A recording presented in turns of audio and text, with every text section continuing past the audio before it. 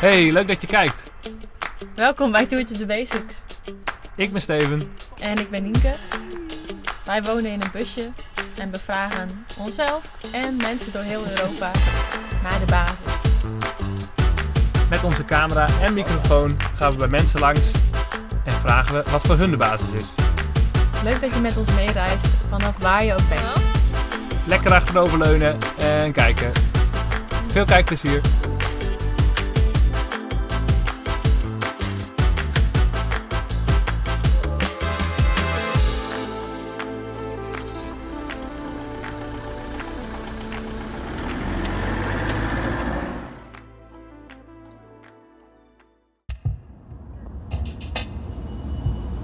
It's like, yeah, what do you need in life? You need a big expensive house. What do you need? You don't need that.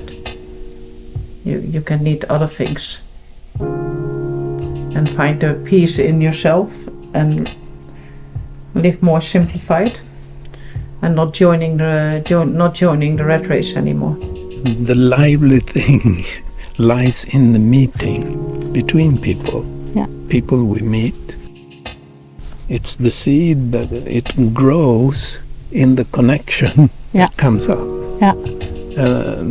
That's the creative force. We rijden Scandinavië in. Onze eerste slaapplek in Denemarken is bij een ruïne. We bewandelen en bewonderen deze ooit levendige plek.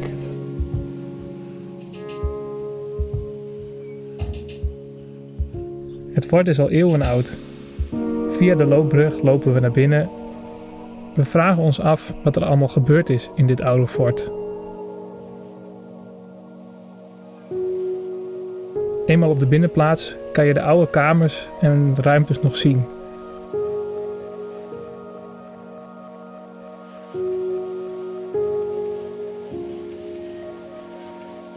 Oké, Nines, wat heb je erover te zeggen? Ik zie weer al libellen. En wat vind je van een libelle? Ik vind het mooi. Ik vind het een soort kleine draakjes. Daarom heet ze ook Dragonfly, denk ik. En we ontmoeten een kat. We noemen hem Jimmy en fantaseren natuurlijk over een fanlife huisdier.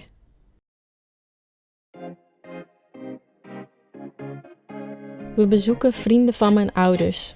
Bij hen hebben mijn ouders ooit een eigen kajak gebouwd. En als klein meisje ben ik regelmatig bij hen over de vloer geweest. En zij ook bij ons in Friesland. Na een rondleiding van de omgeving, echte Deense maaltijden en een goed verblijf in hun achtertuin gaan we verder.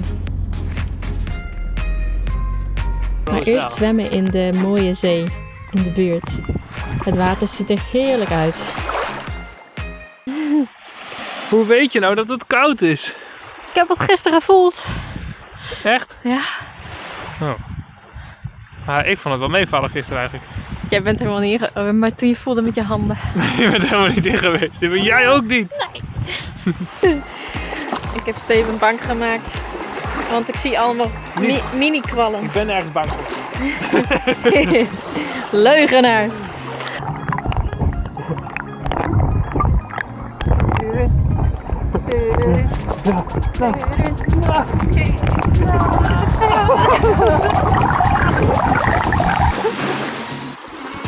Ik heb al 2 krabben's gevonden. Krabben. Dat is ook nice.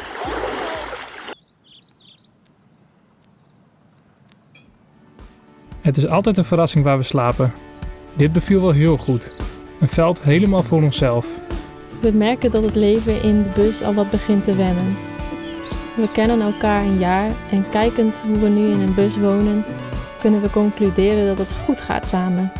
Natuurlijk botst het wel eens en soms als je even wat minder goed in je vel zit, verlang je wel eens naar wat meer ruimte. Maar daar dealen we dan mee. En ook die momenten gaan weer voorbij. Tijd voor een duik, Nien. Zet hem op, schat. Thanks. De bus voelt steeds meer als thuis. Ik ervaar minder claustrofobische gevoelens en merk ook dat dit te maken heeft met mijn gemoedstoestand. Als ik me beter voel, merk ik dat ik een soort van door de bus heen beweeg en minder blokkades tegenkom. En ik probeer bewust om te gaan met mijn controledrang. De vliegen waar ik eerst zoveel last van had, worden al wat meer huisdieren die er gewoon bij horen. We geven ze namen zoals Freddy. Freddy de wesp. En dat maakt het dan alweer wat lichter en makkelijker om mee om te gaan. Of om Nienke soms te quoten: ik ben een meervoudig levend organisme. Ah! En dan nu? Op naar Zweden!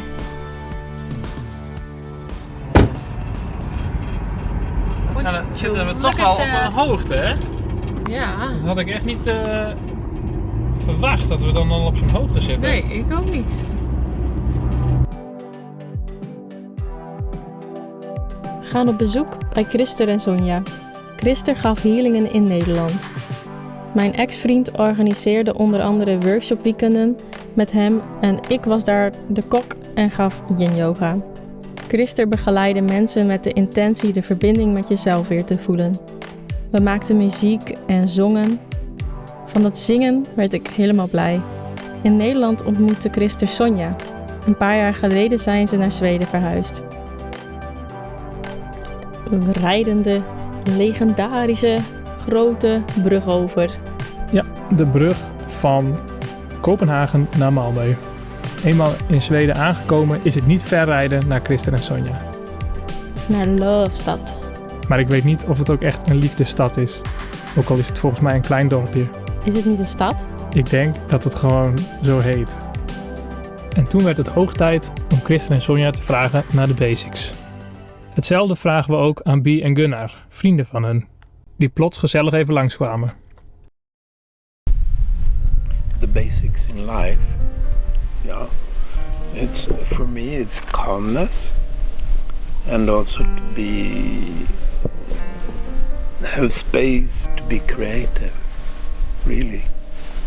Basics in life, I think a wonderful place to live and food and love.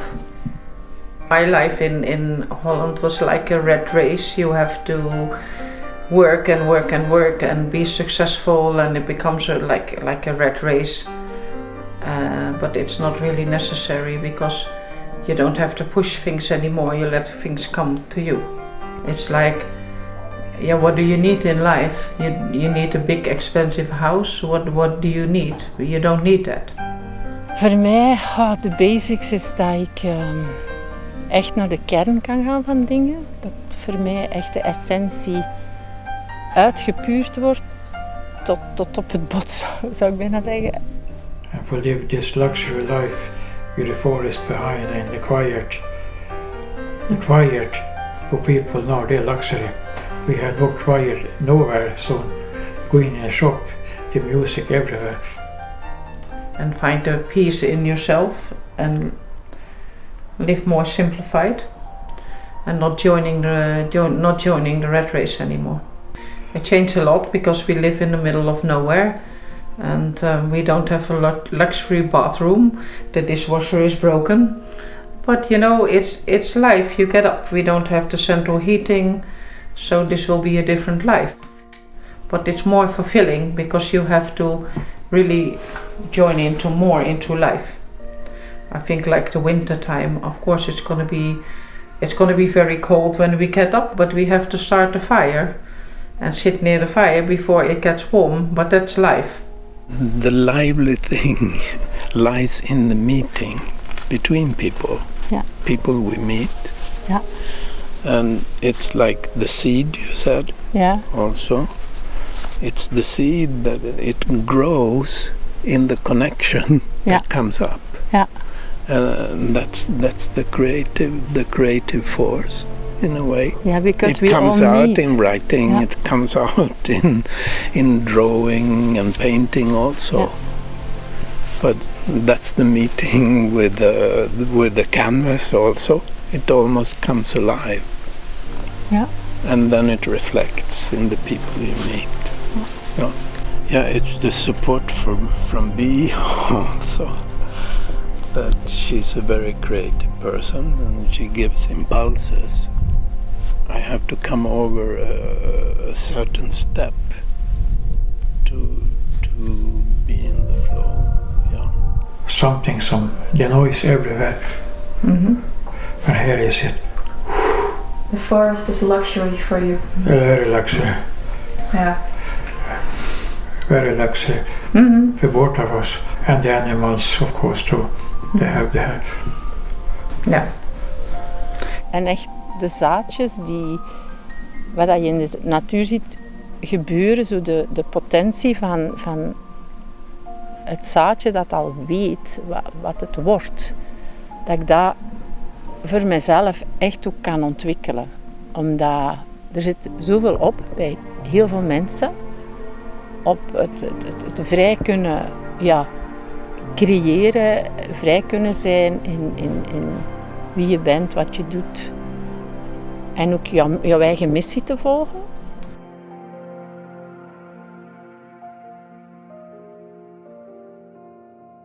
Okay, dream place. It's not with the mountains and the palm trees and the sea at the same time, but that it has the green close to nature, and that you can grow also all the plants. We do. Ja.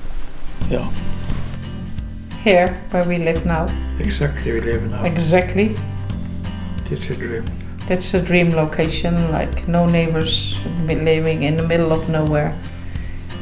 You can, in the first night where we're sleeping here, I could only hear the wind and the birds in the morning, and then you think, this is it. Okay, in the winter time we come with snowstorm here and everything. So we come here first time in the springtime, we're looking at this place. First my dream come true. You had tears in your eyes. Yes. But at the moment, this seems to In be the moment, yes. Everything can change. Yeah. That's really life, everything. I want to kind of have an atelier where I can really work and that it's spacious, and also that I feel the spaciousness within the house. It can be really small, but that there's like some soul in the house. Yeah. And if you enter a house, you immediately feel, there's a soul in the house. So for me that's important. I also need like outside nature, that I can experience the seasons and that I'm not always inside, and that there's a fireplace also in the house with real wood and fire, and that it's welcoming people to just stop by and be themselves in our house, and that we can share contacts and things about life. That's my ideal house. Yeah. Follow your heart. Don't think what other people think about it. It's not important. You have to follow your heart and see what's coming. And in life you change a lot of things, but that's okay.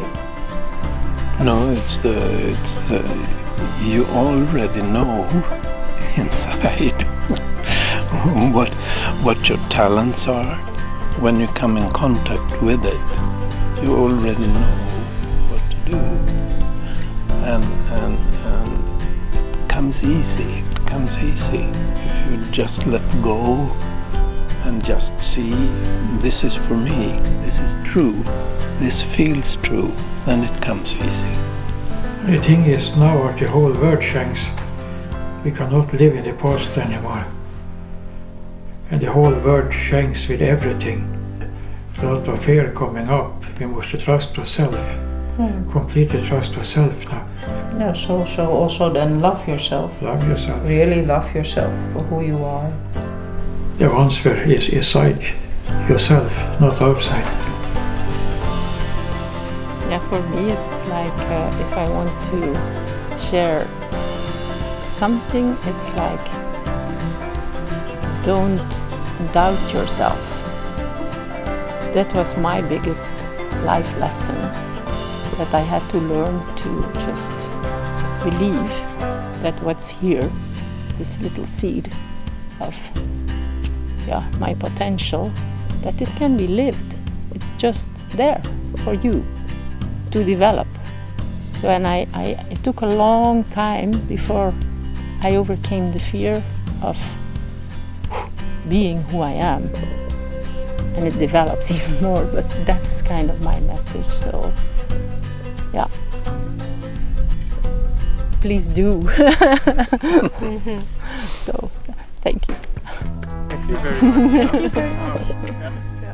De boodschappen uit beide interviews nemen we mee. Kunnen we ons hart blijven volgen? Niet hoeven twijfelen aan onszelf, maar vertrouwen hebben in ons levenspad? Kunnen we onze potentie voelen en vertrouwen dat alle antwoorden die we zoeken al in onszelf verborgen liggen? Het mooie is denk ik dat iedereen iets anders haalt uit de interviews die we delen. Sommige woorden raken misschien meer dan andere. En dat vind ik juist ook wel mooi. Ben ik me eigenlijk wel bewust van de rat race waar we soms in leven? Niet alleen in Nederland, maar ook de rat race waar ik vandaag nog te maken mee heb. In snelheid willen leven, dingen op tijd afkrijgen. Ik probeer mijn hart te volgen. Maar hoe doe ik dat eigenlijk? Nou, dan maar weer opruimen, hè? Ja, het is... It's a mess. It's a goddamn mess, what do we do? Clean it.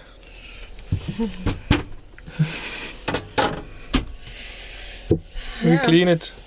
Ik laat mijn gitaar weer rondslingeren en we hebben hier for some reason een slaapzak liggen die we eigenlijk helemaal niet gebruiken. Dus doet hij hier überhaupt? Nou, dat die past er niet meer hebben in. we uit de kist gehaald omdat er allemaal drank in de kist zit. Oh, dat mag er niet in.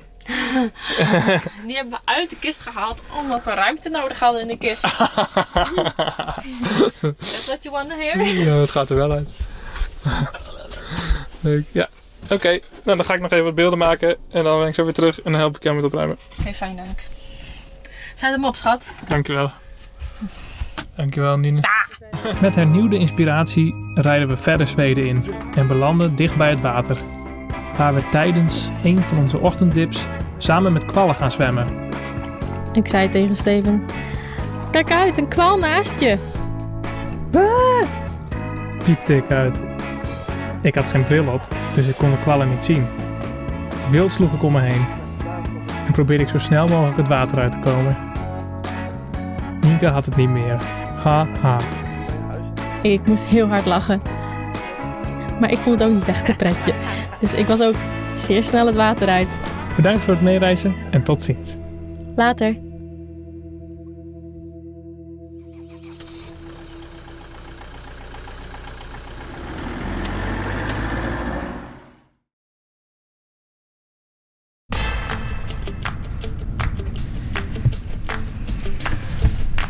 Dus ja, daar waren we alweer.